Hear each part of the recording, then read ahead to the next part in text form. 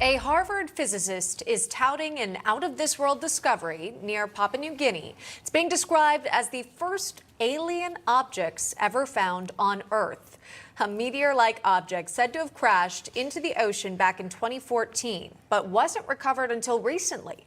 Now, Harvard scientists are sifting through a trove of new data to determine if it is in fact proof of alien life. This is interesting. Well, one of those scientists, he joins us now, Dr. Avi Loeb. He's a Harvard physicist.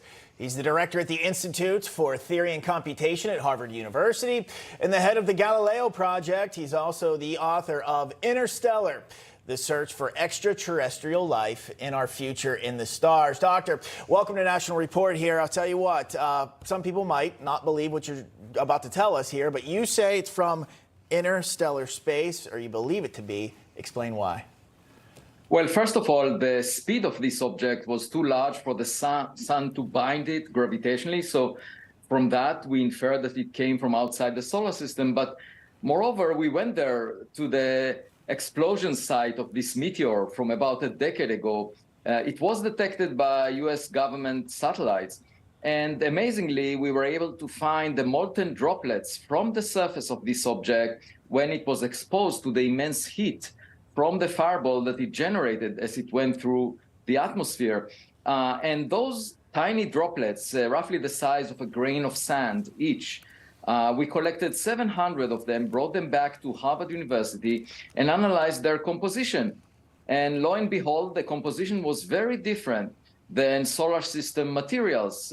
It had a very high concentration, hundreds of times more than in the solar materials of beryllium, lanthanum, uranium. We called it Belau composition, never seen before in the scientific literature, and indicating that indeed this object originated from some other place, not within the solar system.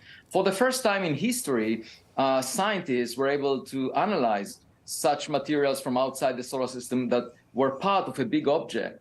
And what we conclude from those photos are it's not a little green man, right? It's something much smaller than that.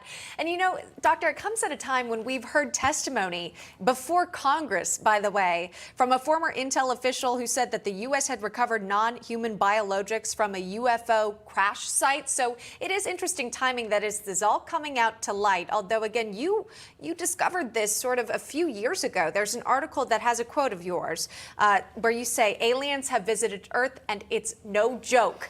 So again, sort of seconding what you're saying now. If you could, though, Doctor, sort of explain what's the significance behind this discovery? What would this really mean for the additional knowledge we could learn potentially about what's happening outside of Earth? Well, first of all, the fundamental question is whether it came from a natural origin or a technological origin, because you can imagine the Voyager spacecraft that we launched out of the solar system colliding with another planet and appearing as a meteor of unusual strength and unusual speed over there. And so the same may have happened here. We encountered space trash that was manufactured technologically.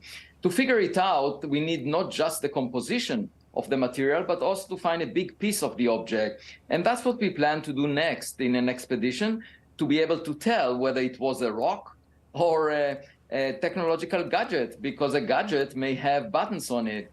And of course, if it does, that would have huge implications for the future of humanity. It would mean that we are not alone, we have a neighbor, and it could inspire us to a better future of space explorations, perhaps working together because we are all in the same boat, this Earth that is sailing through space.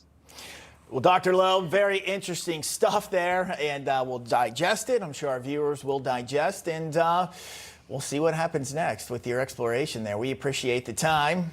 Thank you, sir. Still a lot of unanswered questions, as we know. Have a great rest of your day. Thanks for having me. You're welcome.